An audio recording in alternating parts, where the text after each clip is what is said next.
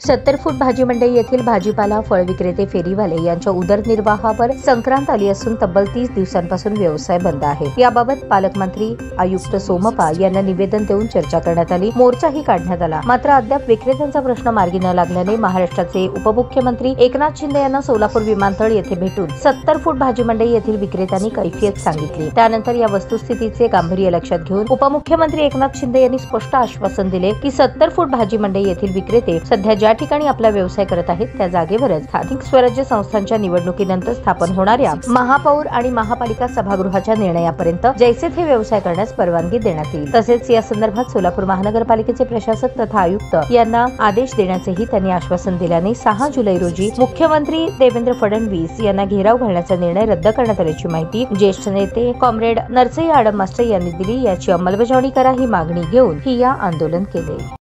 40 वर्षापासून 70 फूट भाजी मंडईवरती हे लोक त्या ठिकाणी भाजी विक्री करत आहेत। गेल्या अनेक वर्षापासून प्रशासनाची दडपशाही सुरू आहे, तरी सुद्धा या लोकांनी रोजीरोटीसाठी त्या ठिकाणी वेळोवेळी आयुक्तांना निवेदन देऊन आपल्या न्यायाच्या मागण्या देऊन त्या ठिकाणी बसण्याचा प्रयत्न केला।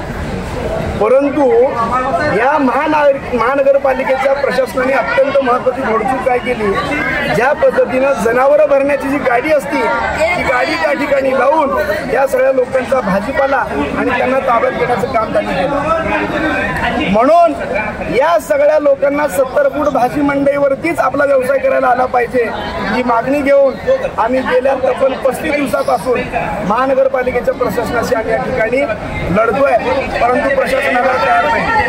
आम्ही महानगरपालिकेच्या आयुक्तांना निवेदन दिलं, पालकमंत्र्यांना निवेदन दिलं।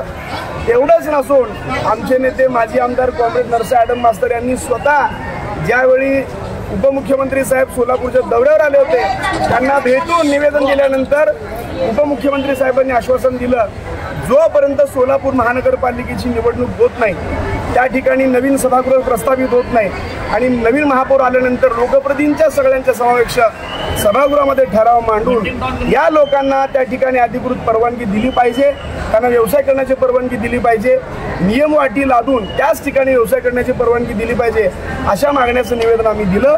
त्यावरती उपमुख्यमंत्र्यांनी त्यांनी सकारात्मक आश्वासन देऊन त्या पद्धतीचा निर्देश आयुक्त साहेबांना देण्याचं त्यांनी आम्हाला आश्वासित केलेलं आहे। या गोष्टीला सुद्धा आयुक्त साहेब अद्याप त्यांनी कुठलीच कारवाई करत नाहीत, उलट या सगळ्या लोकांच्या रोजीरोटीवरती त्यांनी नांगर फिरण्याचं काम केलेलं आहे। म्हणून आम्ही या गोष्टीचा निषेध करतोय।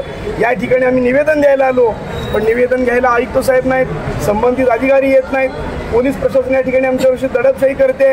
आम्ही पोलिसांना पण हेच विनंती करतोय, आम्ही या ठिकाणी काय तुम्ही काय सनदशीर मार्गाने आलोय, आम्हाला कुठल्या गोष्टी तोडफोड करायची नाही, आम्हाला आमच्या मागण्याचं निवेदन त्यांनी घ्यावं आणि आम्हाला सकारात्मक आश्वासन द्यावं ही आमची प्रमुख मागणी आहे। म्हणून आम्ही या ठिकाणी करतोय, जोपर्यंत आयुक्त साहेब या ठिकाणी येत नाहीत आणि आमचं निवेदन घेऊन आम्हाला सकारात्मकतेने आश्वासन देत नाहीत, तोपर्यंत आम्ही या ठिकाणी सोडणार नाही, म्हणजे सोडणार नाही, आम्ही याच ठिकाणी बसून आंदोलन करणार।